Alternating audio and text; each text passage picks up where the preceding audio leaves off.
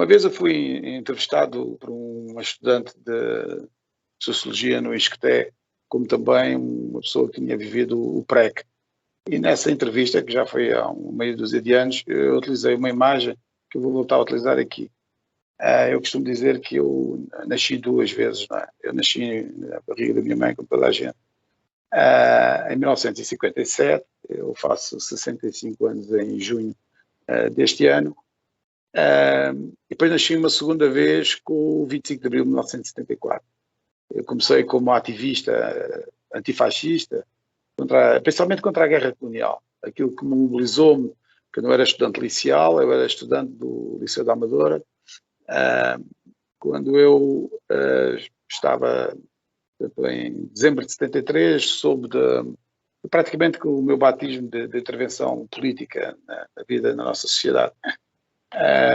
Houve colegas nossos, estudantes liceais, que tinham sido presos em medicina, portanto, numas reuniões gerais em que a ditadura, através da PIDE e de outras polícias, portanto, intervinham sempre que havia sessões de estudantes ou reuniões de estudantes que eles consideravam subversivas, eliminavam. Portanto, eu, impulsionado pelo um irmão meu, mais velho, que era mais velho que eu, mais velho que eu, perto de 2 anos, portanto, eu comecei a integrar os primeiros grupos estudantis e começámos a editar um boletim, digamos, que nós chamávamos, o título do boletim era Impulso, e, portanto, nós pintávamos as paredes das casas de banho com marcadores contra a guerra colonial. É curioso eu ter começado o meu ativismo político contra a guerra colonial, ou seja, a guerra que Portugal desenvolvia em África desde 1961. Outra curiosidade, tenho um irmão, eu sou do meio, tenho um irmão mais novo que nasceu precisamente em 61, e os meus pais, eu e esse meu irmão mais novo, nascemos em Angola.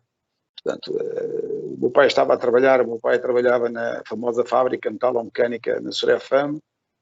Muitos que estão aqui, que se forem mais ou menos da minha geração, devem se lembrar.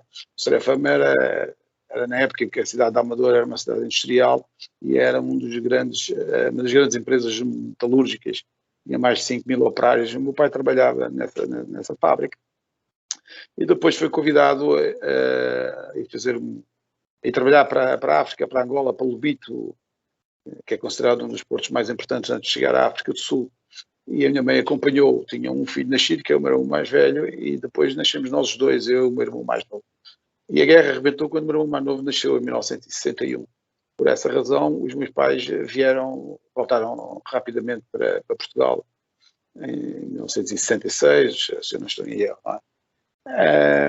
E pronto, então eu mobilizei-me contra a guerra colonial. É curioso isso, por estar a ser entrevistado hoje. Portanto, o próximo ano fará, então, em 2023, em dezembro de 2023, fará 50 anos que eu estou ligado à atividade política à esquerda, ou aquilo que eu considero a atividade política revolucionária no país, e agora estar confrontado com outra guerra com algumas características semelhantes. As guerras, assim como todas as revoluções e outros processos, não são iguais, têm características comuns, vamos talvez dizer assim, são de género comum e com diferenças específicas. Mas não deixa de ser curioso eu hoje estar mobilizado contra, por exemplo, a guerra na Ucrânia e participar de plataformas contra a guerra, estar contra a invasão da Ucrânia pela Rússia, e também aos 16 anos ter sido um dos processos que me levou a me tornar um ativista político. Foi contra a guerra colonial, e a gente pintava abaixo a guerra colonial com marcadores nas casas de banho, fazíamos meetings, na altura chamava-se meetings, como este senhor enfiadas na cabeça, isto dentro dos liceus, não é? Normalmente os que iam palrar, os que iam discursar, faziam esses meetings fora do seu próprio liceu para não serem reconhecidos. E eu cheguei a fazer no Dom João de Castro, no Liceu Dom João de Castro. Tudo isto antes do 25 de Abril, não é? Punhamos as meias senhoras para deformar a cara e falávamos, subíamos para cima das mesas e dizíamos que éramos contra a guerra colonial, contra a incorporação no exército, e que era uma guerra infame, etc, etc, que Portugal havia de abandonar as colónias pelo direito à autodeterminação dos povos. Portanto, recordo perfeitamente que foi assim, a fugirmos no Dom João Castro, quando a polícia detectava estudantes a falar contra a guerra colonial, portanto, de imediato, portanto, procurava prender, não é?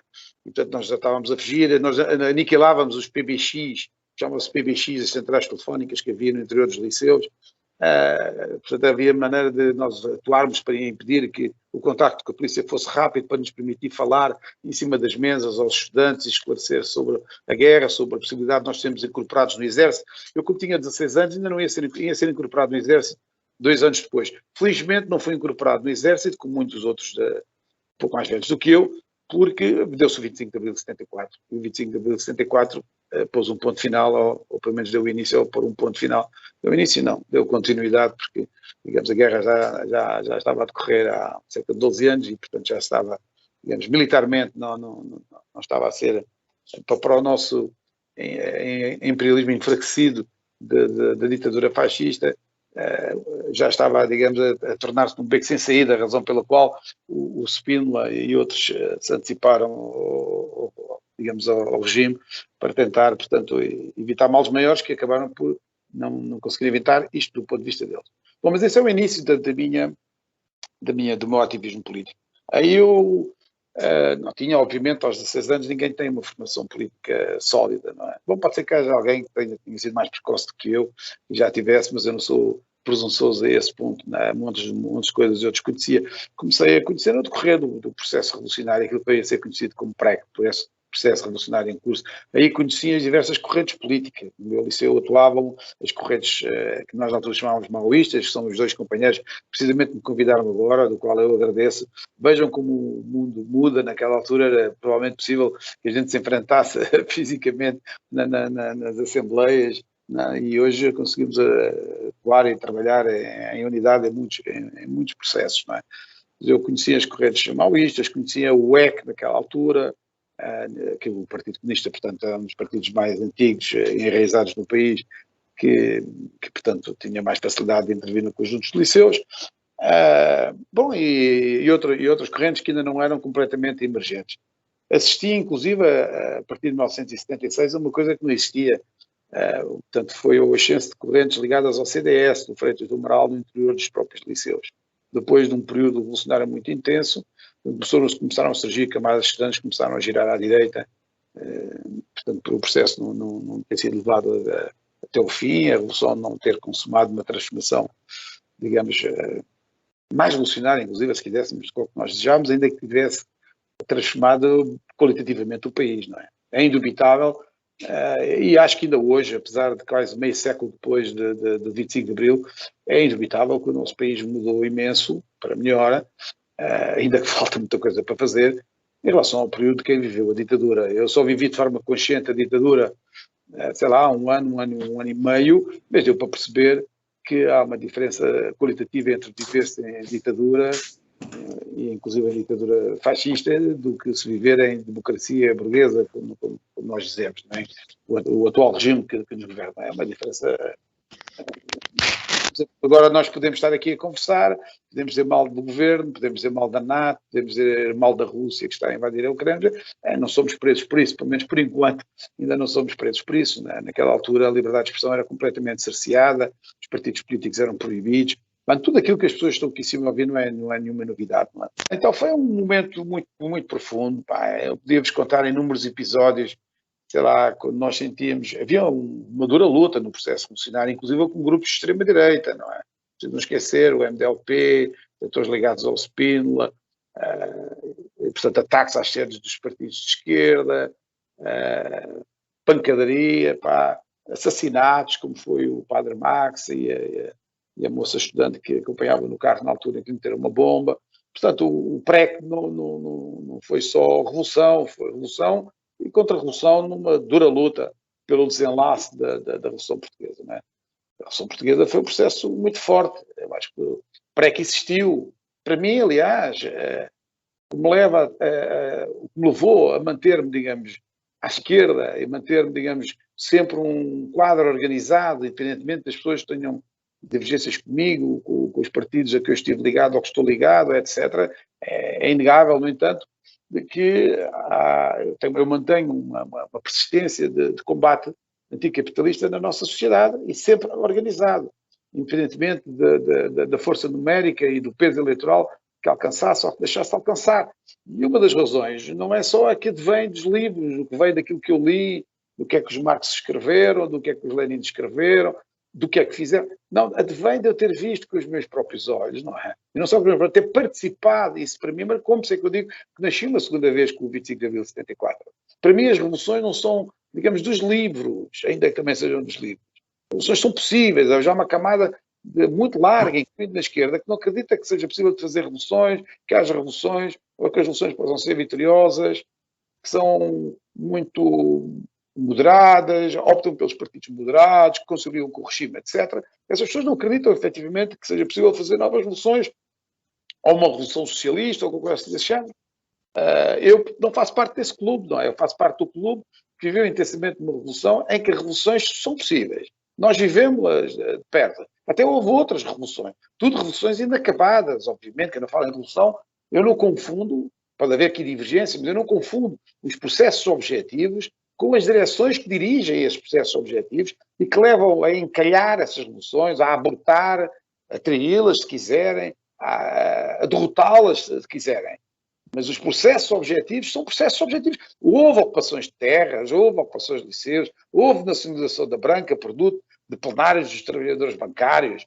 Portanto, não é para acaso que nós temos, ainda inclusive, hoje um dos processos mais avançados na banca, a CIBS, que toda a gente provavelmente não repara, aquilo que nós chamamos os multibancos, só foi possível, e só foi possível porque nós unificámos a banca, nós nacionalizámos o conjunto da banca e foi possível operacionalizar com um só cartão, a gente se dirigir a qualquer banco e movimentar. Uma coisa tão simples que existe é produto indiretamente da nacionalização da banca em 1975. Isso é só um pequeno exemplo.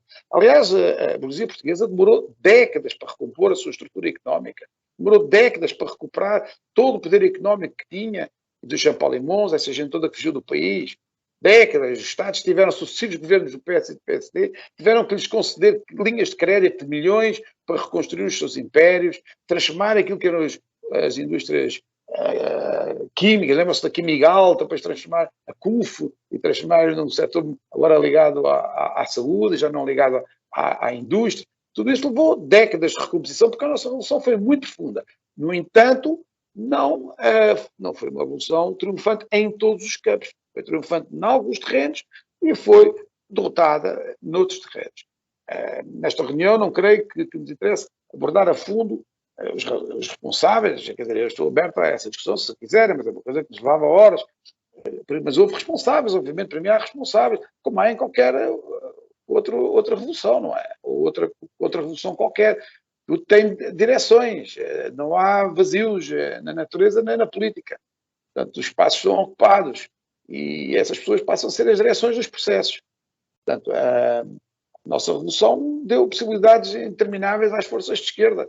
Aliás, na minha opinião, as razões por qual os ventos agora sopram mais a favor da extrema-direita em Portugal, basta ver nas últimas eleições, em janeiro deste ano, em que quem sai reforçado são duas organizações de extrema-direita que há cerca de 2, 3, 4 anos não tinham sequer deputados, e neste momento são duas forças parlamentares muito fortes, é o caso da Iniciativa Liberal, para mim é uma força de extrema-direita, eu chamo a extrema-direita culta e a extrema-direita troliteira, é a maneira como eu trato o Chega e a Iniciativa Liberal. Mas essas duas forças políticas ultrapassaram no espaço nem chega a ser meio de ano, o Bloco de Esquerda e o Partido Comunista. Portanto, isto é uma coisa que, do ponto de vista da análise, é muito interessante. Isso, estamos a viver um outro período histórico, não é? No pós-25 de Abril, essas organizações eram aniquiladas, eram derrotadas eleitoralmente ou reduzidas à ínfima espécie. Portanto, e agora é o contrário. Portanto, estão a ganhar muito peso. Ou seja, há uma insatisfação tremenda com o regime que, infelizmente, resultou do 25 de novembro de 75. Portanto, 25 de novembro de 75 interrompe o PREC. Derrota ao PREC, se vocês quiserem, não é?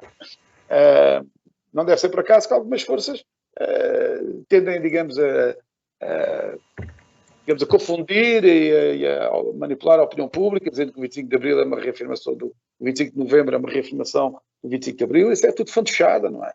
Portanto, o 25 de Novembro inaugura aquilo que é o regime que hoje nos dirige e que, em última instância, abriu portas à própria extrema-direita que existe hoje. Infelizmente, a esquerda é quem, digamos, largas camadas do povo português e da classe trabalhadora, das classes operárias, dos assalariados, como vocês quiserem chamar, classificar sociologicamente, deram sucessivas possibilidades, não só durante o PREC como depois do PREC. Digamos, houve aqui alguém que foi responsável por vários desenlaces, a ponto de chegarmos ao ponto em que nos encontramos. Mas o PREC, a mim, marcou-me definitivamente. Portanto, continua a ser uma pessoa que preconiza, acha que é possível, que é indispensável e que é necessária uma nova revolução social. Desta vez, tão profunda e mais profunda do que foi o 25 de Abril, para evitar, digamos, males maiores. Ou seja, porque com isso termino, para dar espaço para vocês falarem. Mas é que tudo o que se combate hoje contra, digamos, a guerra, seja a guerra do Vietnã, desenvolvida pelo imperialismo norte-americano, quer a guerra da Rússia hoje contra a Ucrânia, que é uma guerra que tem algumas características imperialistas, como é evidente, de uma potência imperialista emergente e que, portanto, tem uma atitude de invasão. O que eles fazem é o que sempre fizeram todos os impérios, incluindo o Império Português, não é? Portanto, as questões que nós combatemos contra esse tipo de guerras, contra, digamos, os racismos, os machismos, portanto, a exploração do trabalho, a precariedade crónica e, digamos, estrutural da atual sociedade, são males endémicos da sociedade capitalista. Ou seja, se não se destruir o sistema capitalista e substituir por um outro sistema, já nem ponho nomes, um outro sistema humano ao serviço digamos, das classes exploradas, das classes oprimidas, dos trabalhadores da larga camada da população assalariada. Não se construir um outro sistema, nós vamos continuar a assistir aos cenários de hoje e piores. Acho que a guerra da Ucrânia abre uma nova situação que provavelmente eu mesmo não pensaria que há 10 anos atrás pudéssemos dizer que pode haver males maiores, pode-se repetir cenários semelhantes ao da Segunda Guerra Mundial, que era uma coisa que parecia afastada de vez e não. Hoje é uma coisa, lamentavelmente, possível, o que é uma tragédia, porque provavelmente a próxima guerra poderá ter contornos nucleares. Isso é uma catástrofe monumental. Por isso eu vejo com muita apreensão, espero que hoje, apesar do Macron ser execrável, mas eu espero que hoje a Le Pen não ganhe. Em França, só para vocês terem uma ideia, estão a imaginar um país central na Europa como a França, com uma fascista daquela à frente do poder, com uma guerra ali ao lado. Quer dizer, não se sabe para onde poderá evoluir as coisas, é extremamente grave. Portanto, a necessidade de um movimento anticapitalista, um movimento a favor de um novo PREC, é indispensável, na minha opinião. E eu acho que isso tudo é muito difícil, mas que é possível. E se houver pessoas determinadas a tal, a luta pela transformação social é uma luta para várias gerações, não uma corrida de 100 metros. Portanto, eu diria que era mais aquelas provas de estafetas em que as gerações vão passando o testemunho para outras, não é? Até que alguma geração consiga reproduzir a revolução que o Lenin fez em 1917, porque já houve outras, mas não tinham era Lenins à frente, não tinham revolucionários, digamos, determinados a levá-las até ao fim, não é? Queria-te perguntar concretamente, justamente da tua experiência concreta como militante, jovem militante, estudante no Liceu da Amadora, conta-nos mais dessa tua vivência, porque essa é a parte que nos dá verdadeiramente a imagem de como é que a revolução atinge setores como esses dos jovens estudantes que estão praticamente a sair da adolescência, ainda não são adultos, mas que se confrontam com uma situação que os transcende e que os faz agir. Então, conta-nos como foi.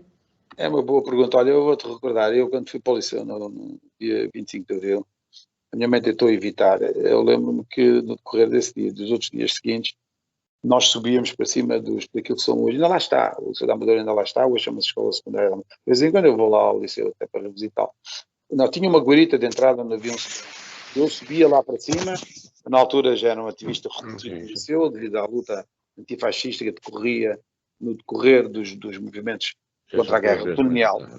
Eu subia para cima dessa, não é uma guarita, mas era onde o segurança estava, e com megafones nós falávamos aos estudantes a dizer que havia que expulsar o reitor, que havia que haver assembleias.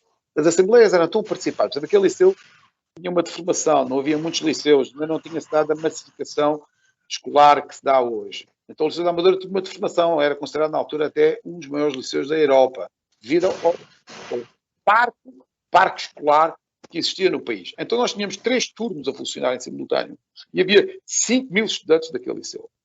Eu fui o primeiro presidente da associação, a única vez em que eu fui presidente de uma associação de estudantes em algum lado. Foi presidente de um liceu que tinha 5.000 estudantes, tinha 3 turnos, manhã, tarde e à noite, em permanência, portanto, para albergar tanta gente, porque não havia muitos liceus. Os outros foram sendo abertos sucessivamente. Então, por exemplo, as Assembleias de Estudantes, para vocês terem uma ideia, eram tão participadas, chegavam a ter 1.500 estudantes dentro do chamado polivalente.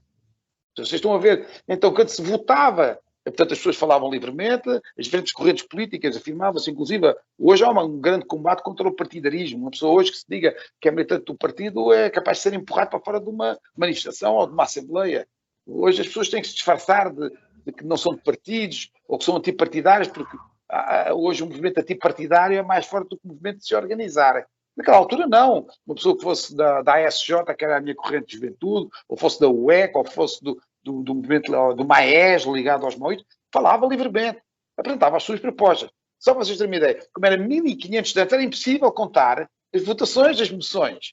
Quem é que votava a favor de haver greve, de ir em manifestação para Lisboa para combater por isto, ou contra os exames? Na altura deu-se uma grande discussão sobre o acesso à universidade, com que média é que estava o acesso à universidade, etc. Nós inventámos uma maneira de contar os votos que era muito engraçada, que era punhamos piquetes à porta das duas portas de acesso ao polivalente. Parece que estou a ver um quadrado que ali tinha duas portas de acesso. Nós punhamos 4 alunos, 2 em cada porta, e contava um por um. Quem vota na moção A sai pela porta do lado esquerdo. Quem vota pela moção B sai pela porta do lado direito. Portanto, as pessoas saíam e contavam-se um a um, depois voltavam a entrar para dentro da própria sala, não é? Para reagrupar esses militares. Imagina, durante horas de debate, não é? Era uma coisa inacreditável. Chegámos a fazer, por exemplo, quando nós sentíamos que havia grupos de extrema-direita que estavam a atuar noutros liceus, nós recebíamos contactos. Eu lembro-me que eu tinha, digamos, o poder de dar 3 toques, chamavam-se os toques, vocês sabem os toques dos intervalos, normalmente só os contínuos ligados à gestão da escola é que dão os toques para os intervalos. Eu tinha a chave dos toques e quando eu dava 3 toques, os estudantes sabiam que era, digamos, uma espécie de instrução da Associação de Estudantes. Eu dava 3 toques e os alunos saíam automaticamente das aulas. Nós saímos do liceu em manifestação, apanhávamos o comboio, não comprávamos nenhum bilhete no comboio, ou seja, nós estávamos a compra dos bilhetes, entrávamos no comboio, saíamos em Cruz da Pedra, ainda me lembro da estação de Cruz da Pedra, para irmos nos juntar aos estudantes do Liceu Dom Pedro V, para depois então fazermos as manifestações contra a direita, ou as manifestações que era o acesso à universidade com média de 10 e não com média de 14, que era aquilo que na altura os governos de então, provisórios, pretendiam implantar. Curioso que chamavam os credistas. Então, olha outro aspecto interessante. Chamavam os credistas às correntes, como a minha, ao qual eu estava ligado, que defendiam o acesso à universidade desde que as pessoas completassem positivamente o secundário, não é? Ou seja, que tivessem 10. Portanto, isso era considerado uma mediocridade, nivelar por baixo, etc. Hoje toda a gente sabe que se entra em universidades, nas universidades privadas em particular, até com notas negativas. Portanto, eles fazem um simulacro de uma prova. Eu tenho colegas meus que entraram, portanto, colegas meus, quer dizer, amigos meus que eu conheci, que entraram em universidades particulares, sem nunca terem feito o secundário, ou fazendo um teste da treta dentro dessas escolas, eu não vou nomear nomes para não criar confusão, em que hoje é mais fácil entrar numa universidade, desde que ela seja privada e que se pague, portanto, os critérios que chamavam de pedagógicos, de excelência, etc., caiu tudo por terra aos interesses dos senhores que são donos das universidades. Portanto, lembro-me também das manifestações contra a guerra colonial em Lisboa, em que nós agrupávamos e gritávamos nem um só soldado para as colónias. Portanto, uma das assembleias foi o que me marcou mais. Havia uma democracia direta muito grande, portanto, uma grande liberdade de expressão. Havia muita luta pelas diferentes correntes, evidentemente. As primeiras lutas era pela ordem dos trabalhos, era por quem dirigia as mesas das reuniões, coisas assim. Também havia muito sectarismo, obviamente. Havia muito a acirrar, porque a maior parte das lideranças eram tudo também muito inexperientes. Estão a ver jovens como eu com 16 anos e outros 16, 17, que aos 18 já se entrava na universidade, portanto, era gente com muito pouca experiência de vida política. Portanto, estava tudo à flor da pele, não é? Portanto, cometeram-se eventualmente muitos erros naquela altura. Mas a verdade é que a revolução foi muito profunda. Nas fábricas ao lado, eu era da Amadora, aquilo ainda era um parque industrial muito forte, havia a Cometa, onde se perdia aço, que era ao lado da própria Serafama. Eu me lembro das manifestações dos operários, era uma coisa impressionante, não é? Até me lembro da manifestação, quando nós fomos solidários, na altura era muito fácil mobilizar os estudantes em solidariedade com as manifestações operárias, não é? quando a Lisnave marchou sobre Lisboa, em que vieram 5.000 operários de fato macaco. Portanto, lembro-me de subirem a Infante Santo, aquilo quase que fazia tremer o chão. Portanto, tinha um impacto tremendo nas nossas sociedades, da altura, diversos setores sociais. Portanto, foi um movimento, de facto, muito profundo. Lembro-me também, quando se deu os golpes militares do 28 de setembro e do 11 de março, portanto, a passagem momentaneamente à clandestinidade, ou então sair às ruas para ir aos piquetes que estavam a vigiar os carros para saber se transportavam armas. Nós temos que viver isso tudo muito intensamente. Lembro-me de haver operários da Serefam dizendo que tinham armas escondidas dentro dos cacifos, caso fossem necessárias serem utilizados. Portanto, não vou nomear quem, nem as correntes, mas lembro-me de que isso existiu naquela altura, porque os golpes militares de extrema-direita eram golpes militares muito perigosos. Eu lembro-me que na altura, a nossa revolução foi em 74, mas hoje deve-se recordar do golpe militar do Pinochet em 1973, que deu um banho de sangue no Chile, não é? E, portanto, ora bem, o Spínola montou 2 golpes militares. É curioso o Marcelo Rebelo de Sousa agora andar a querer condecorar o alemão. Portanto, e então havia reações dos movimentos populares, inclusive no sentido de certo armamento, não é? Portanto, essas são coisas que eu vivi de perto e que foram tantas experiências esquecíveis mesmo. Marcaram para o resto da minha vida política.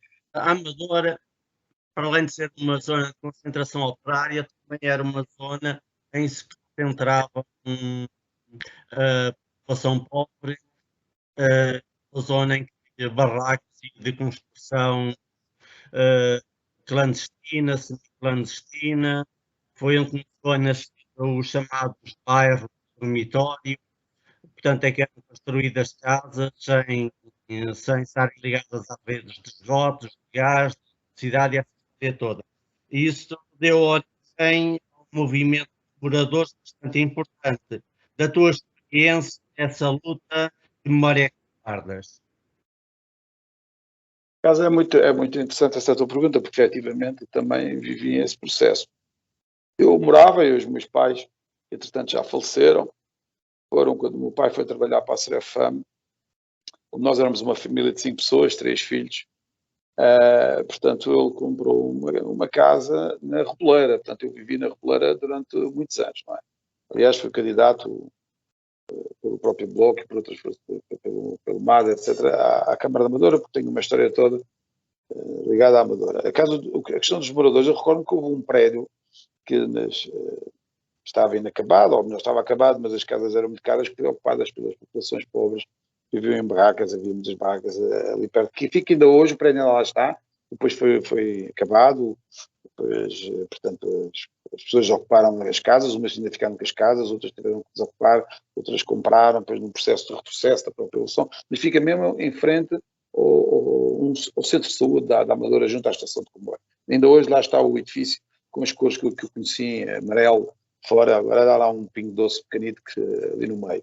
Portanto, esse prédio foi ocupado pelas pessoas, não é? Outra coisa interessante na altura, esse prédio foram vários, não é? Mas outra coisa interessante foi, havia processos de alfabetização muito grandes, não é? Havia vários grupos de jovens e de pessoas que se deslocavam aos bairros de Lata e outros setores mais pobres para fazer portanto, o analfabetismo em Portugal naquela altura era muito grande, eram 30% da população, eram quase 3 milhões de pessoas que eram analfabetas. E, portanto, houve um programa de alfabetização também muito grande. Não é?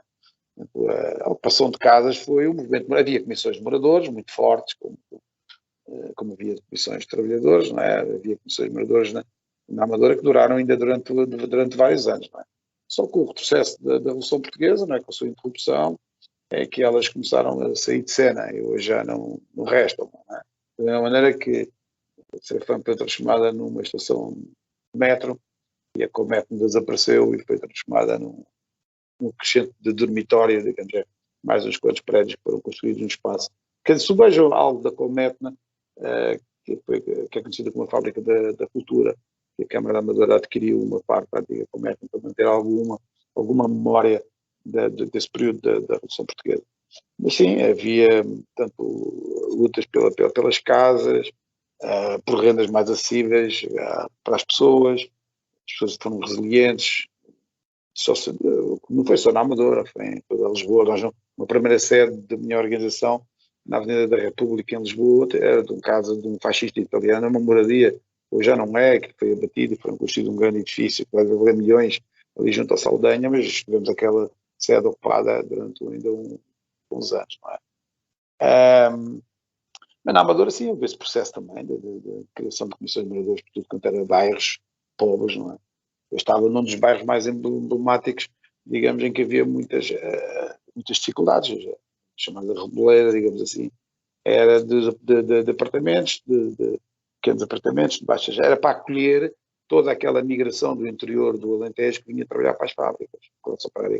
Os camponeses foram transformados em operários que foram trabalhar para dentro das fábricas. E por isso a Amadora se transformou no território mais pequeno da área da Grande Lisboa. A cidade da Amadora tem um território mais pequeno na área de Lisboa e, simultaneamente, é a cidade com maior densidade populacional. Tem perto de 200 mil pessoas num espaço territorial.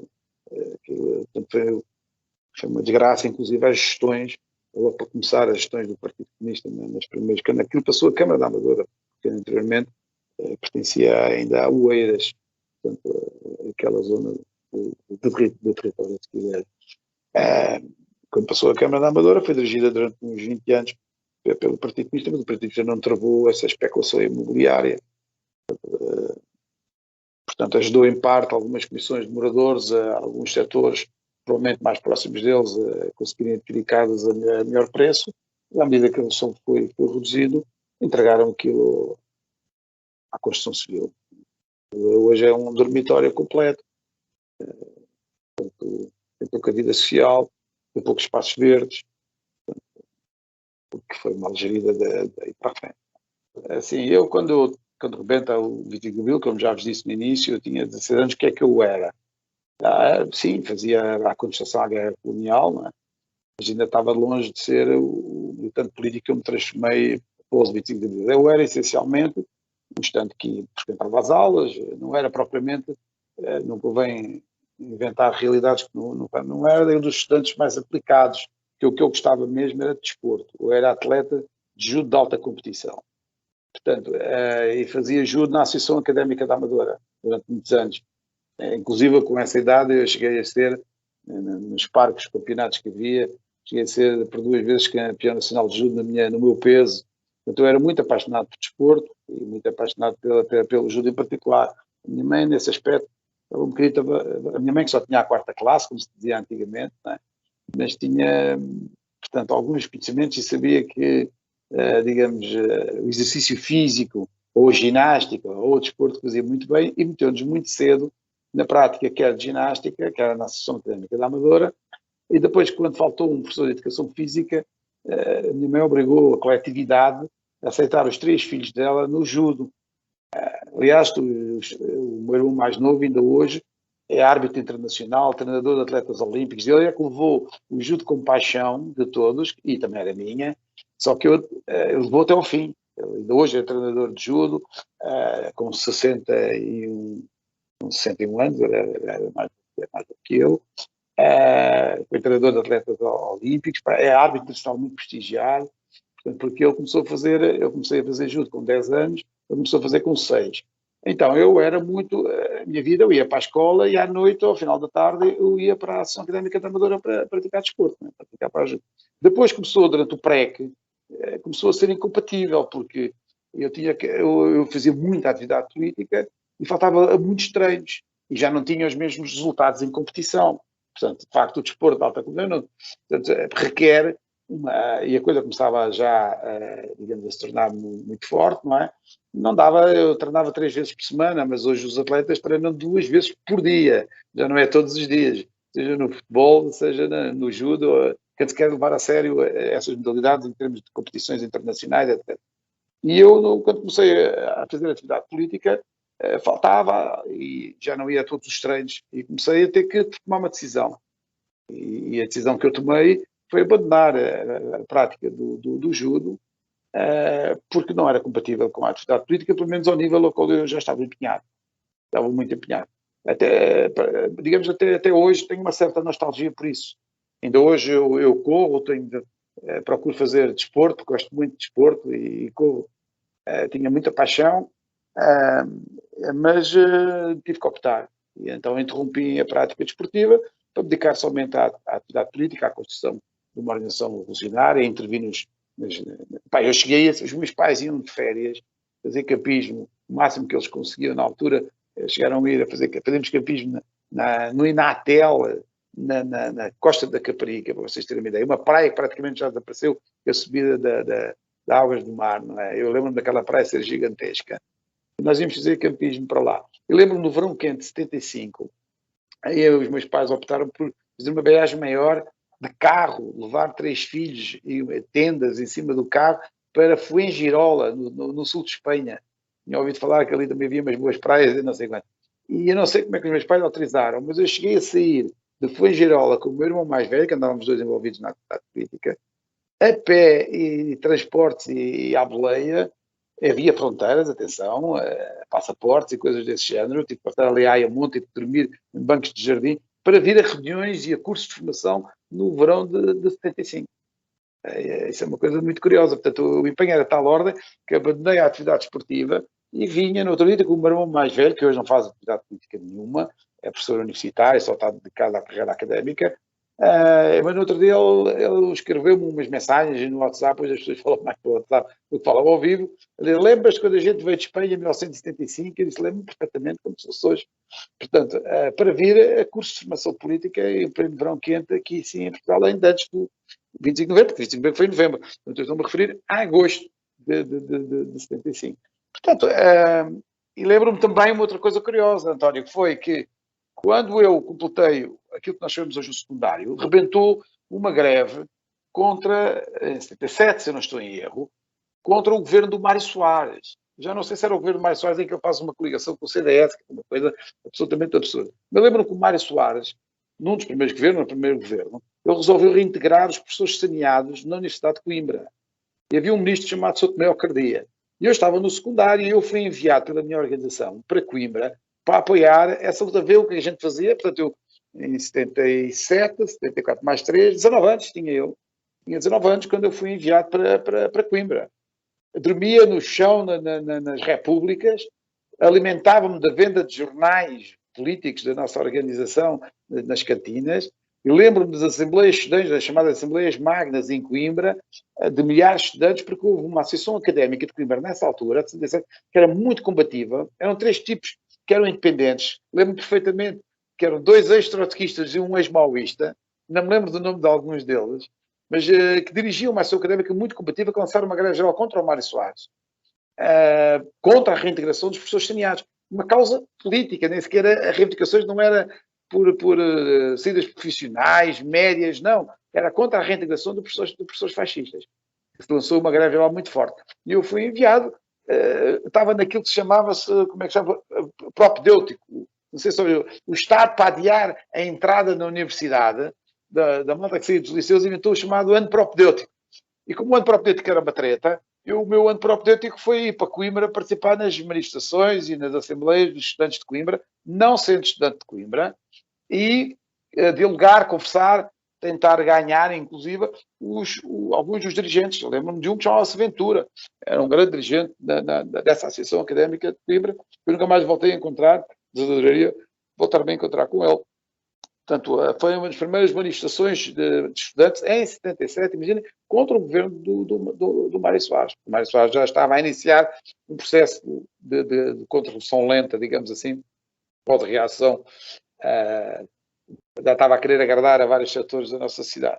Portanto, vejo que, apesar de ser estudante do liceu, eu ainda andava, digamos, para Coimbra e cheguei a ir para o Porto também, portanto, fazer ativismo político também no Porto, um pouquinho mais tarde, mas em 91, entre 91 e 93, que foi o primeiro ano de faculdade que eu fiz. Eu fui adiante sempre pelos estudos, por causa da minha paixão. A paixão pela atividade política, a paixão pelo processo revolucionário, substituiu a minha paixão pelo desporto. Ela está cá dentro de mim, mas não pude exercê-la com aquela, com aquela entrega. Não se pode coabitar. Essas duas coisas são muito difíceis de fazer. Essas ou outras quando está verdadeiramente empenhado num processo revolucionário, é se ou só Pedro. Então a minha pergunta no fundo, acaba por ser um exercício especulativo. Na opinião do Gil Garcia, tendo em conta a conjuntura internacional, a correlação de forças no PREC, que cenários alternativos de desenlace poderiam acontecer, na sua opinião? Pedro, essa pergunta é muito boa, é uma pergunta tramada, porque desafia-nos todos às diferentes interpretações do processo, às diferentes teorias, etc.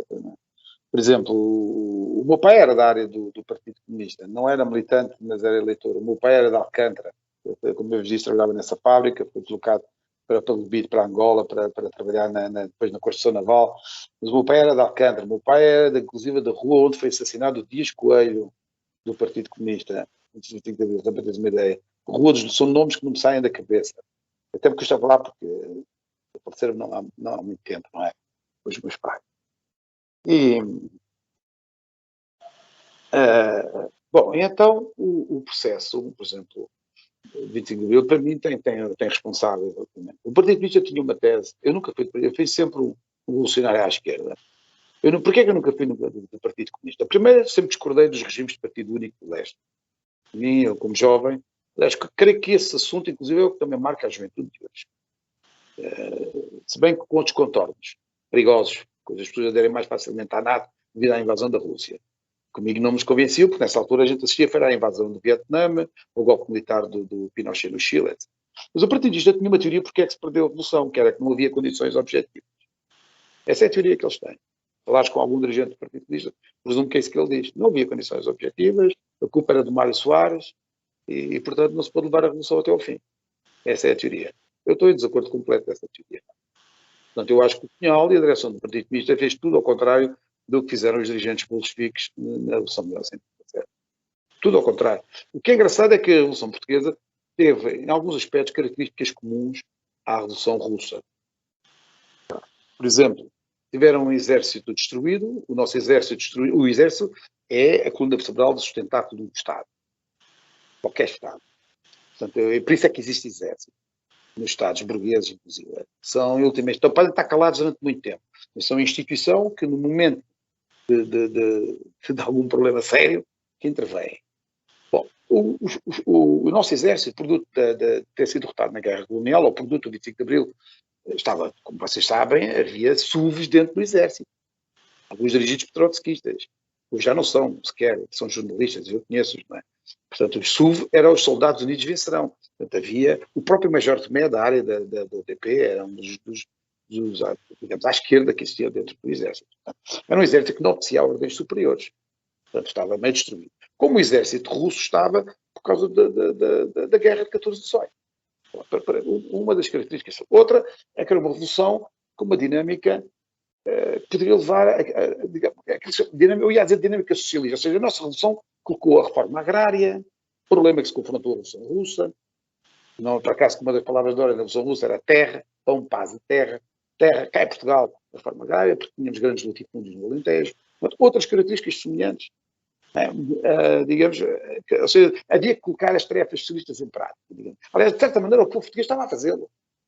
Ocupação de terras, ocupação de fábricas, exigir nacionalizações dos setores estratégicos, tudo isso foi colocado no terreno. Diga-se passagem que, em alguns casos, o próprio Partido Comunista tentou travar. O caso da reforma agrária, por exemplo. Eu lembro-me que os governos de Vasconcelos, nos decretos de lei, sempre diziam assim: bom, aceitamos esta, vamos imaginar a ocupação que ocorreu, a fundação de uma determinada cooperativa, mas esta é a última e não pode haver mais nenhuma. Coisas assim desse ano. Tentaram limitar ao máximo. O Cunhal estava exilado, regressou a Portugal, o Lenin estava exilado, regressou à Rússia. O que é que eles fizeram? No outro dia eu recordei isso a um ativista da juventude comunista de hoje, e disse assim: o Cunhal participou num governo comunista sem paz, também num governo com o Mário Soares e com o Sá Carneiro, do PSD. Este era um governo provisório em que o próprio Cunhal aceitou ser ministro sem paz. Tudo ao contrário do que o Lenin fez. O Lenin, quando chegou à Rússia, recusou-se a integrar o governo provisório e combateu uma ala do Partido Bolchevique, que era o Stalin e o Kamenev, que eram a favor de uma aliança com os mencheviques e os socialistas revolucionários.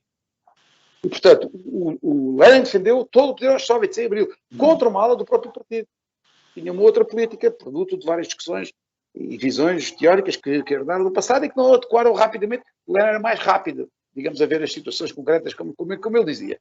Porque em Portugal fizeram tudo ao contrário. Portanto, fizeram governos com setores de direita, criaram os governos provisórios, não prepararam nenhuma. Ao contrário, se dizia, a luta pelo poder do Partido Comunista não era uma luta para triunfar a Revolução Social, era uma luta para o domínio do aparelho político, militar, digamos assim, o aparelho de Estado. Talvez aproximarem-se de regimes que eu diria mais bonapartistas, mais parecidos com os regimes de leste, não sei, em que o Partido Comunista, digamos, teria um poder ditatorial a partir de si muito grande, não é? Repara que eles empurravam para fora da própria CGTP as correntes que se opunham na altura. Portanto, era um setor muito ao modelo stalinista. Bom, portanto, da minha opinião, eles não são os únicos responsáveis. Aquilo havia uma espécie de divisão de tarefas entre o Partido Comunista no terreno e o Partido Socialista no governo. É claro, evidentemente, quem fazia as leis anti-operárias, eu lembro-me da lei dos contratos a prazo, foi o Mário Soares que a criou, não é? Bem, hoje as leis são ainda piores do que a lei do contrato a prazo, digamos assim, não é? Isso é uma coisa, por acaso, interessante. Mas as primeiras leis que começavam a dar início à precarização do trabalho eram lançadas pelos governos de Mário Soares, a legislação a partir de maiorias do PS no Parlamento. Ele chegou a fazer um governo com o CDS, como eu já referi. Portanto, o PS fazia legislação contra-revolucionária a partir do governo. Mas quem a permitia ela ser aplicada era o Partido Comunista do terreno. O Partido Comunista tinha uma arte que ainda mantém hoje, que eu acho verdadeiramente incrível, mas é uma arte de facto. Pá. É passar a seguir, é permitir que tudo o que está errado seja feito, parecendo que eles estão contra e que lutam contra. E às vezes até lutam contra, fazem as manifestações, mas na essência permite que elas sejam aplicadas. Por exemplo, na reforma da fábrica do meu pai, eles eram contra o fecho da empresa, mas nunca levaram uma luta até ao fim, nunca unificaram as empresas que estavam ameaçadas de serem encerradas, nunca produziam, digamos, as greves gerais que eram necessárias, as manifestações unificadas, deixavam as lutas manterem-se divididas uma por uma e elas eram sendo derrotadas uma a uma. E eles parecendo que eram contra. Eles diziam que a culpa era das próprias pessoas. Não queriam fazer lutas mais duras. A culpa não era deles. Eles dirigiam os sindicatos, dirigiam comissões de trabalhadores, tinham um apoio de massas impressionante. Mas depois eles diziam que a culpa era das próprias pessoas. E é engraçado porque há próprias pessoas que acham que a culpa é dos seus colegas de trabalho. Não é da direção que dirige os processos. É muito comum a gente assistir a essa discussão fratricida. Para mim, a Revolução Portuguesa perdeu-se porque as lideranças não tiveram a altura do desafio. Não quiseram construir socialismo nenhum. Quer dizer, puseram na Constituição, repara, o peso da Revolução ou do PREC era tão grande que até o Sá Carneiro teve que votar, menos o Freitas do Amaral, tiveram que votar e escrever no artigo 1 que o país caminhava para um socialismo, digamos assim.